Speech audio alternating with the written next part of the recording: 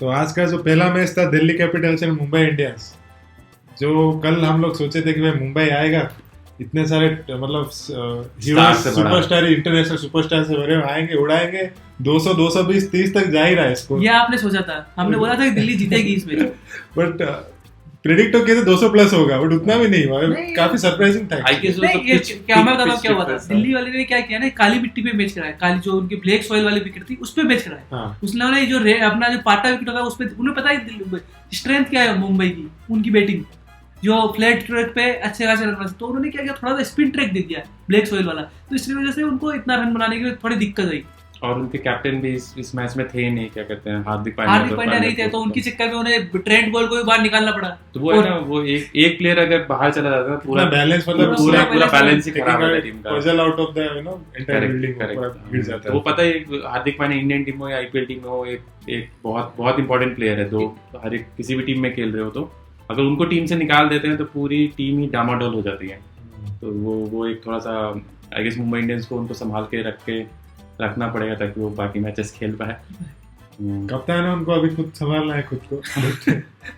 लेकिन ऐसे देख रहे हैं जैसे अक्षय पटेल ने 4 ओवर में 22 रन दिया, काफी शानदार बॉलिंग। 5.5 का रन कल हम एक्सपेक्ट रोहित शर्मा का विकेट भी लिया, जैसा हमने प्रेडिक्ट भी किया था कि अक्षर पटेल अच्छा गेंदबाजी करेंगे और रोहित शर्मा का विकेट ये प्रेडिक्ट वैसे ही हुआ। रोहित शर्मा को आउट होना ही था। रोहित शर्मा 2 ओवर जो स्टार्टिंग थे उन्होंने थोड़ा रुक के खेला, जब तीसरा ओवर पे जब आया तो रोहित शर्मा मार नहीं गया क्योंकि टाइम आउट की नेक्स्ट ओवर था ये, तो फिर मार नहीं गया तो आउट होना ही था। मुझे पता अक्षर पटेल को इतना आसानी से मारना इजी नहीं है।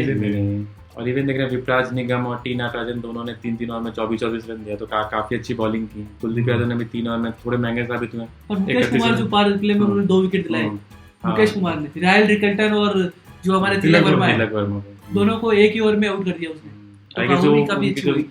उनकी जो टॉप ऑर्डर को एकदम ही हिला के रख दिया था।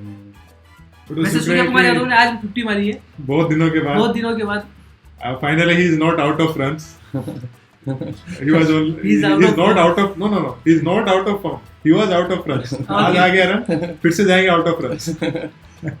पर क्या बोलते हैं, दिल्ली की बैटिंग में थोड़ा दिक्कत लग रहा है। जो उनकी स्टार्टिंग वाले बैट्समैन है वो चल नहीं पा रहे हैं। जैसे केएल राहुल को पता नहीं क्या हो गया, एक चौके वाली बॉल पे आज आउट होके गए। वो पिछले मैच में वो 0 पे आउट होके गए थे। दिल्ली की अगर बैटिंग को देखा जाएगा तो पिछले मैच, फर्स्ट मैच और सेकंड मैच में समीर रिजवी ने ही मैच निकाल के दिया। दोनों मैच में ही उनके इम्पैक्ट हो गया कि एक्चुअल इम्पैक्ट डाले। हाँ, जो एक इम्पैक्ट प्लेयर का जो मीनिंग होता है उन्होंने आज साबित किया कि क्या एक इम्पैक्ट। 22 साल के लड़के ने आज 2 मैच डीसी को जिता के दे दिए अपनी टीम को। और क्या एक्सपेक्ट करोगे उस बंदे से? इवन द फर्स्ट मैच में 4 विकेट गिर गए थे पावर प्ले 25 रन के आसपास ही, और समीर रिजवी ने वो मैच जिता ही दिया था वहां से भी। और सेम आज वाला मैच भी देखे तो 90 रन बनाए 51 बॉल पे। अगेन 7 4 7 6 है, सेकंड ताला फॉर अ रीजन में आ रहा है। आज सब कुछ ताला पे ही मिल रहा है। आज 2 विकेट जल्दी हुई, उसने आके एक साझेदारी जमाई दिशंका के साथ, बहुत अच्छी साझेदारी जमाई आराम से। फिर बाद में उसने मिलर के साथ जमाई, फिर मैच खत्म ही हो गया था। फिर जब आउट हुए शतक लगा सकते थे वो। आज तो बहुत अच्छा चांस है। आई थिंक जिस फॉर्म में वो चल रहा है, आई थिंक डेफिनेटली उनका एक शतक इस आईपीएल में दिख रहा है हमें। एक नहीं ज्यादा भी लग सकता है, लेकिन हम मिनिमम एक तो एक्सपेक्ट कर ही सकते हैं उनका। जैसा वो हमें भी क्या पता वो स्टार्टिंग 11 में भी आ जाए जल्दी। अभी तो एज इम्पैक्ट प्लेयर आ रहे हैं तो ज्यादा चांसेस है कि वो स्टार्टिंग 11 में। मुंबई की स्पिन प्रॉब्लम तो है ही है। अगर सेटनर ने अच्छी बॉलिंग की, फिर भी जो उनके सेकंड स्पिनर है मयंक मार्कंडे हो, तो वो थोड़ा रन को कंट्रोल नहीं कर पा रहे। इवन जो शार्दुल ठाकुर 3 ओवर में 41 रन दे रहे हैं। ये एक प्रॉब्लम है, उनके पास डेथ बॉलर बुमराह के अलावा कोई है नहीं। अगर ट्रेंट बोल्ट इस टीम में नहीं खेलता है तो बहुत ही मुश्किल है कि वो अपना डेथ ओवर में रन कंट्रोल करे। बुमराह 4 ओवर ही डालने बुमराह ने। अगर बुमराह ही 2 ओवर पावर प्ले में डालने लगा तो फिर लास्ट एंड में कुछ बचता नहीं। तो वही देख रहे हैं बॉलिंग का मुंबई की, शार्दुल ठाकुर ने 3 ओवर में 41 रन, कॉर्बिन बॉस ने 3 ओवर में 39। तो आई गेस मैच उन आखिरी 1 या 2 बॉलर में ही खत्म हो जाता है। अगर आपका 160 के करीब टारगेट ही है, आप 6 ओवर में ही आपने 80 रन दे दिए हैं, तो मैच वहीं पे खत्म हो जा रहा है। तो आई गेस वो मुंबई की आई उनकी बैटिंग तो स्ट्रांग है, लेकिन उनको बॉलिंग पे डेफिनेटली काम, जैसा हमने पिछले रिव्यू में भी बोल रहे थे कि शार्दुल ठाकुर अच्छी बॉलिंग करते लेकिन रन देते, विकेट लेते हैं लेकिन रन देते, वही साबित हो रहा है कि। बट एक चीज मुझे समझ में नहीं आ रहा, दीपक से 3 ओवर में 20 दिया है, उसका पावर प्ले में खत्म क्यों नहीं करते हैं लोगों को? पावर प्ले में क्या दीपक चहर का आप सीएसके से खेलते हो, याद रखो 3 ओवर वो ऑन द टॉप ही डालते हैं उसी वक्त, क्योंकि उसका काम है स्विंग कराना पावर प्ले में बस। नेट ओवर का बॉलर नहीं है वो। वही उसको कंटिन्यूअसली मिडिल ओवर में एक तो देके निकाल देना चाहिए, क्योंकि अच्छा बॉलिंग तो किया था उनको 10 ओवर से पहले उनके 4 ओवर खत्म हो जाने चाहिए, 10 या मैक्सिमम 12 से 13 से 3 ओवर। जैसे बोल रहे कि जब सीएसके में तो वो 3 ओवर टॉप में डालते ही थे, और वो अच्छी बॉलिंग भी करते थे, उसमें विकेट भी निकालते थे, स्विंग मिलता था, बॉल नया उससे बुमराह का ओवर बच जाता है ना बाद के लिए यूज करने के लिए। लेकिन आज क्या होना, आज रन इनके पास 164 थे, इसलिए बुमराह को डलवाना पड़ा। और आई गेस जो दिल्ली ने बैटिंग की, बुमराह को विकेट नहीं दिया है, भले उनके ओवर में कम 4 ओवर में 21 रन दिए, लेकिन विकेट नहीं दिया।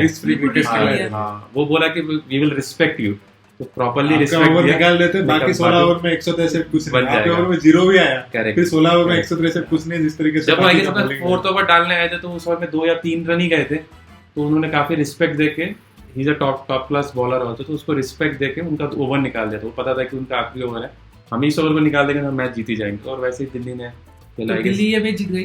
तो अभी के लिए मैं आपको थोड़ा सा टेबल का ओवरव्यू दे देता हूँ। अभी टेबल का रही है तो राजस्थान रॉयल अभी टॉप पे है, 2 मैच में दोनों जीते हैं, और डीसी भी 2 में से दोनों जीते हैं, पंजाब भी 2 में से दोनों जीती है, और फिर आरसीबी है 4थे नंबर पे 1 पे 1 जीती है, और फिर एसआरएच 5 में से 2 में से 1 जीती है, 1 हारी है, एमआई भी 2 में से 1 जीती है, 1 हारी है, बाकी एलएसजी 1 में से 1 हारी है, जीटी 2 में से 2 हारी है, केकेआर भी 2 में से 2 हारी है, और सीएसके भी 2 में से 2 हारी है। अब कल के लिए धमाकेदार मैच, कल के 2 मैच होने वाले हैं डबल हेडर में।